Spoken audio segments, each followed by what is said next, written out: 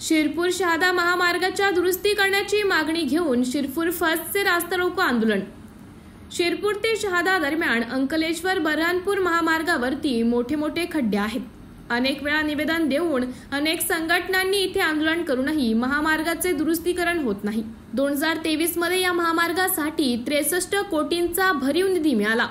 मागील अनेक वर्षापासून कोट्यवधी रुपयांचा निधी या महामार्गाच्या दुरुस्तीकरणासाठी मिळत आहे, तरी आजवर या महामार्गाचं दुरुस्तीकरण होत नाही।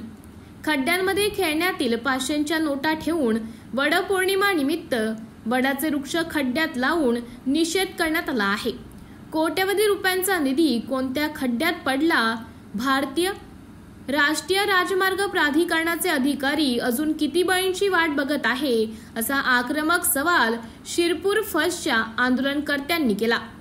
येत्या 10 दिवसात महामार्गाचं काम सुरू न झाल्यास NHAI धुळ्याच्या कार्यालयात खड्ड्यात साचलेल्या पाण्याने अधिकाऱ्यांची अंघोळ करण्यात येईल, असा संतप्त इशारा शिरपूर फर्स्ट व ग्रामस्थांनी वाघाडी येथे झालेल्या रास्ता रोको आंदोलनादरम्यान दिला आहे। शिरपूर शहादा महामार्गावरती खड्ड्याचं साम्राज्य झालेलं आहे। खड्ड्यात रस्ता की रस्त्यात खड्डा असा इथं प्रश्न पडलेला आहे। मागील 2 वर्षांपासून कोट्यवधी रुपयांचा निधी या महामार्गाच्या दुरुस्तीकरणासाठी मिळत आहे, तरी सुद्धा अनेक वर्षांपासून या महामार्गाची अवस्था ढिसाळ आहे। रोज होणारे अपघात, खड्ड्यांमुळे जाणारा जीव, तरीही हे शासन प्रशासन NHAI यावर लक्ष देत नाही।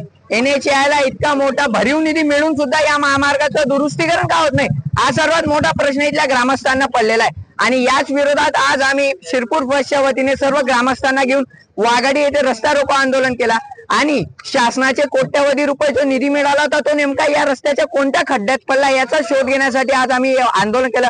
आज वड पौर्णिमा सारखा शुभ दिवस आहे। वडचा झाड लावून आम्ही आज संकल्प केला की जर का येत्या 10-12 दिवसात या महामार्गाचं दुरुस्तीकरण झालं नाही तर येत्या काळामध्ये NHAIच्या कार्यालयासमोर आम्ही तीव्र पद्धतीने आंदोलन करू आणि या NHAIच्या भ्रष्टाधिकाऱ्यांना धडा शिकवल्याशिवाय शिरपूर तालुक्यातील सर्वसामान्य जनता शांत बसणार नाही।